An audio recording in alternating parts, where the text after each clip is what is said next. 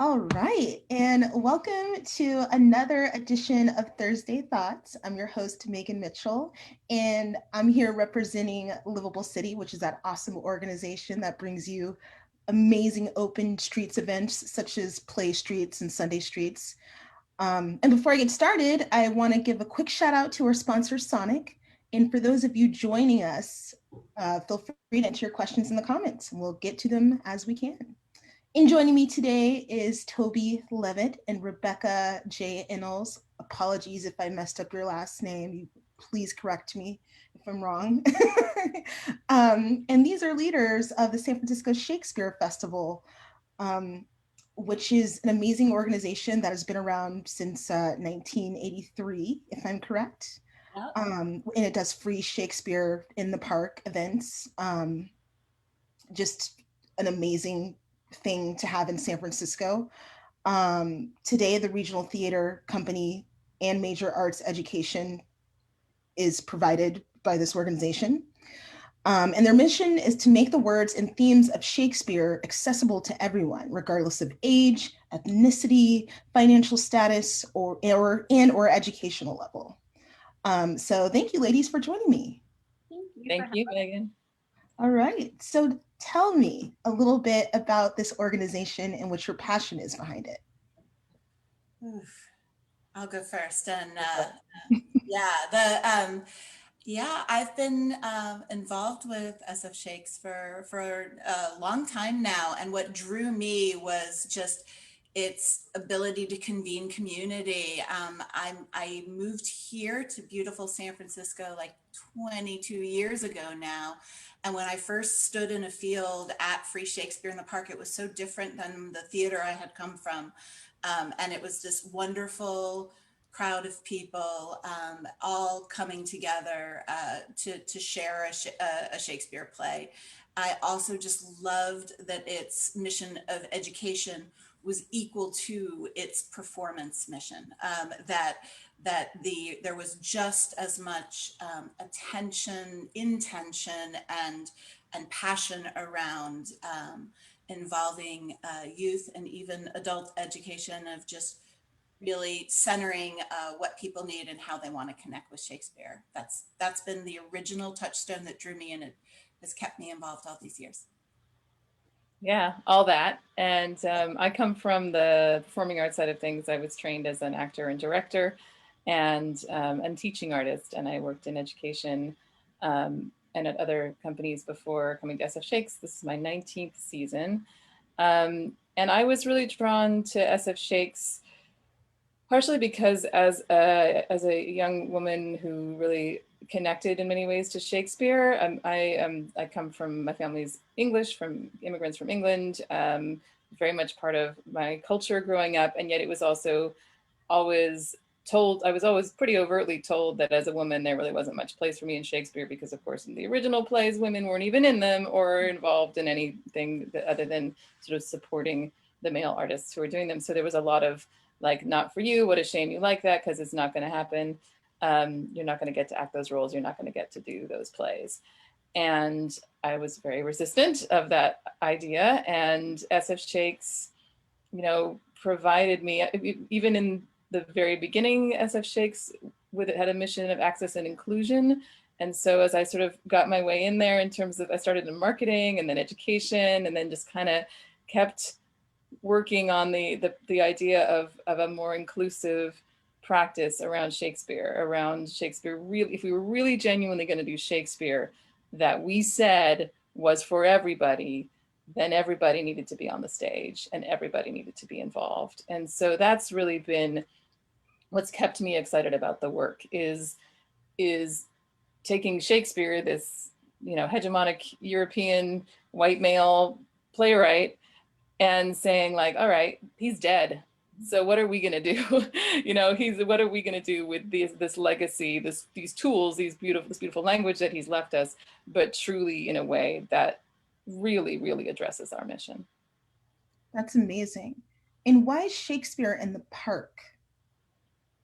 It's part of, you know, it's the we come to you. We're somewhere where we hope to be, somewhere where people feel at home, that they, and there's something about it too of like, again, it's open. You can come and go. If you're late, nobody looks at you funny. If you need to go and deal with your kid for a little while, your dog, that's not gonna mess anyone else's experience up. That's just kind of part of it. It's an environment that doesn't have all these sort of social mores around the right way to be in the theater, that come with it. And so that's part of it, isn't it, Toby? Probably more to Yeah, add. and that it's a public space that hopefully you go to, like Rebecca said, to play on the playground or walk your kid or see a play. And so if we think of the arts, creativity, theater, Shakespeare, all as a public good that everyone has access to, just like parks and clean water and, dare I say, clean air, and good government and all those things, that it should be a part of everybody's community. And Free Shakespeare in the Park, until this summer, was a gesture towards that, and a sort of standard bearer. Free Shakespeare in the Park, we take some inspiration from when Joe Papp at the New York Shakespeare Theater. There's some great old grainy footage of him in the 70s in like this woody station wagon with these loudspeakers on the top, going, "We're gonna be in this park tonight," and neighbors just telling neighbors and coming out and enjoying a play together. So though it looks very different this summer, it's still the impulse that we're honoring, and how it connects to our mission of access. So how are you kind of pivoting away from parks? Like what's the operations looking like right now currently? Well, we right when the pandemic started, we were workshopping the script of King Lear, our current production, with our full acting team and directors and director and design team. And then it started to become clear that it was likely we're not going to get into the parks at least during June and July. We didn't know, we kept thinking maybe later. And so we began to devise what a virtual pivot might look like. And we have a very creative technical director, Neil Ormond, who just like dove right into this new challenge. This is a guy who is, he didn't really come from a theater background. He came from a sort of maker, creative, Burning Man guy kind of background. And he always designed in an iterative way, in terms of like, what's the space going to feel like? I'm not going to write everything out on paper and plan it all perfectly. I'm going to start building and seeing where things go from there. Well, he did the same thing in the digital space, and luckily he has both sets of skills. So he was able to kind of start to play around in like virtual reality, augmented reality, realize we couldn't really go there yet, but what could we do that would get the actors out of Zoom boxes and into the same space? And so he created something called Unified Virtual Space, where he's able to pull camera feeds in through open broadcasting software and make it look like people are in the same space. So as he's working on this, the director, Elizabeth Carter, is phenomenal. She is like deeply visual, deeply movement-based director. And yet she was like demonstrating her incredible flexibility of thought and starting to think about how she would take all of her ideas about her King Lear that she'd already been working on since October and put those into a virtual space. So those creative artists were really taking the lead on it. And then we just went, well, here we go. We're not going to cancel it. We're going to do it. We really that was my big moment of coming out and saying in March, we're doing it. We're doing it differently, but we're doing it because our mission is not to do theater or to do Shakespeare. Our mission is to create community through the arts. And so we could still do that in the virtual space. And we felt after working together virtually during March that we were deriving hope and comfort from doing so. And we thought that our community would also find hope, find comfort in seeing actors performing live, interacting with each other, and then we could be live with our audience in a different kind of way virtually. And so now we have a show. We have Free Shakespeare at Home, and it's on YouTube, and it's on Facebook Live, and it's on Twitch. And you can go in and you can watch and you can talk in the chat with your fellow audience members. And we have a national and international audience. We're making friends around the world right now with people who were looking for something and they found our King Lear.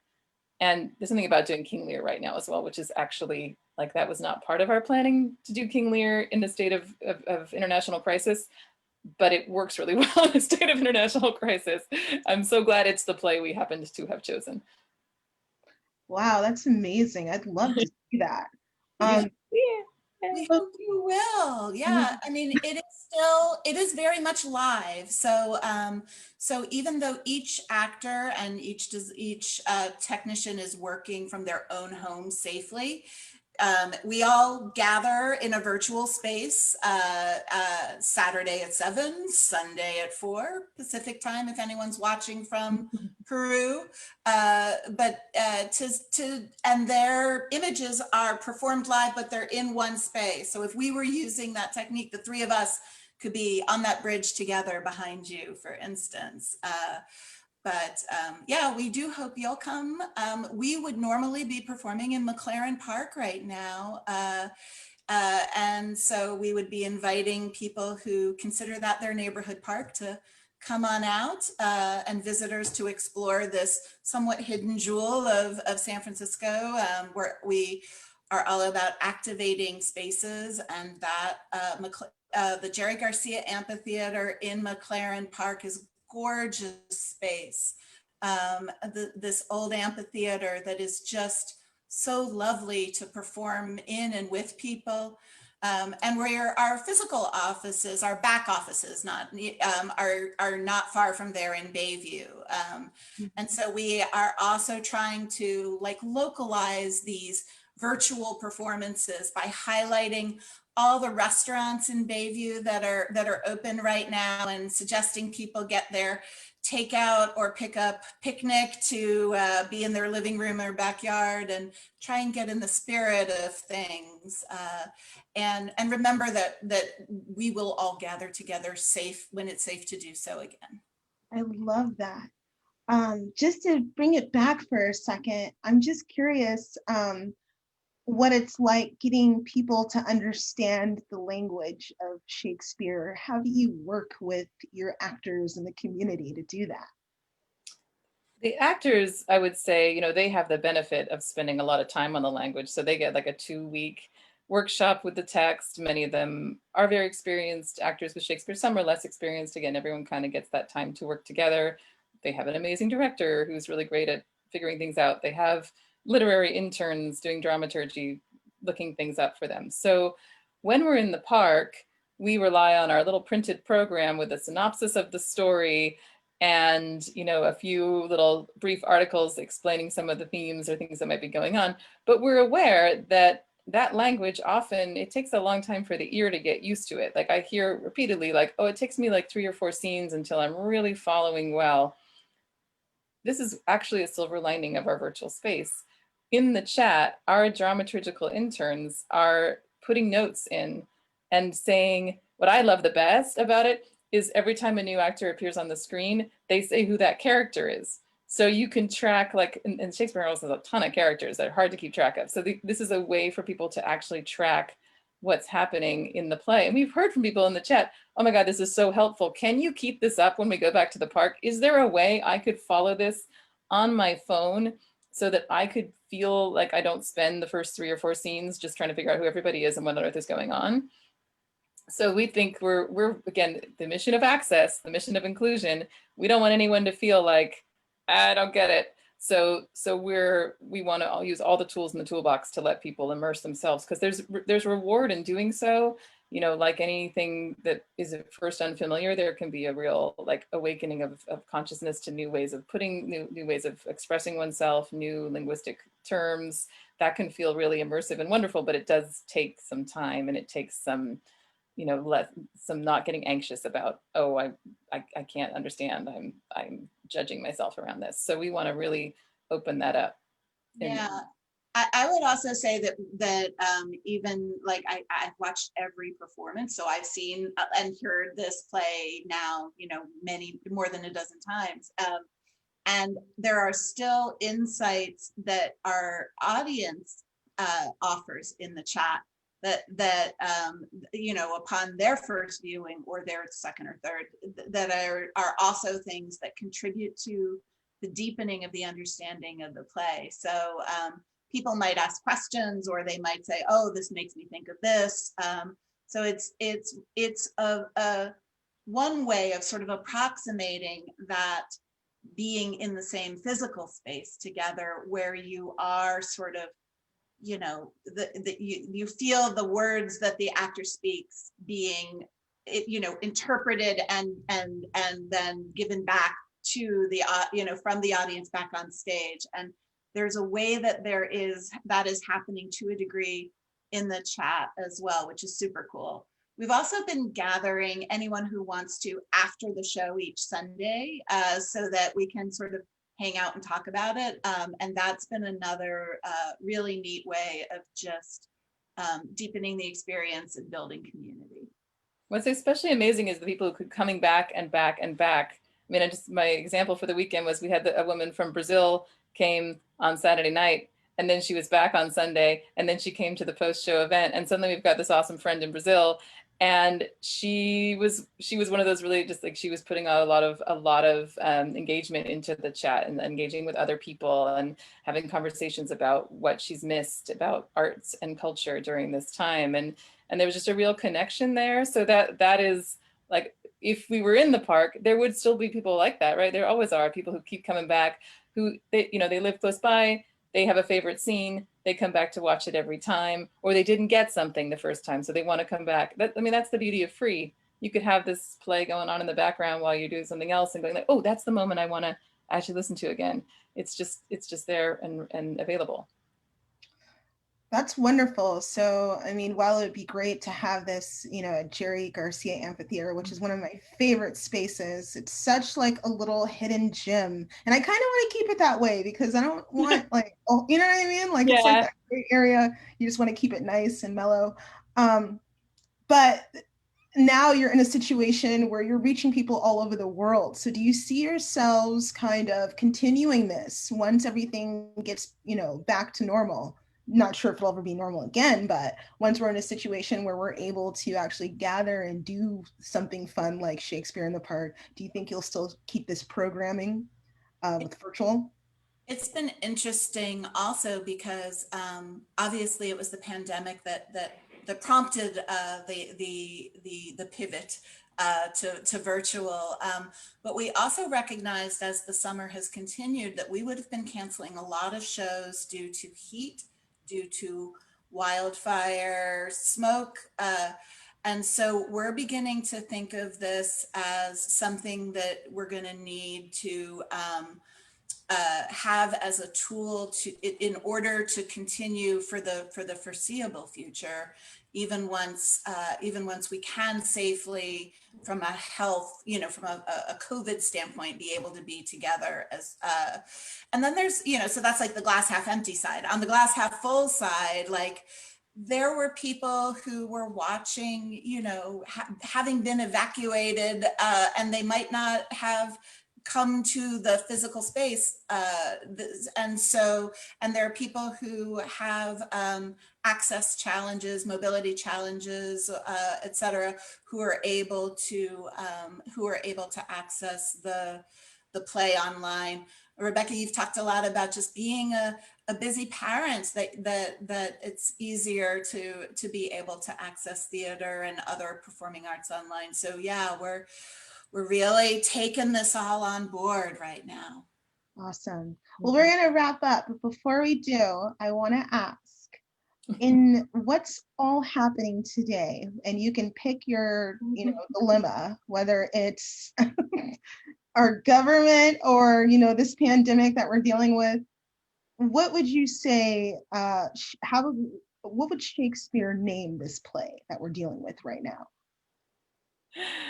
I'm gonna get a little nerdy for a second because Shakespeare never did a history play that was called Elizabeth I, but he would look back to other things that had happened in history, or James I, and he would decide like that story actually has a lot to do with what's happening in the world right now.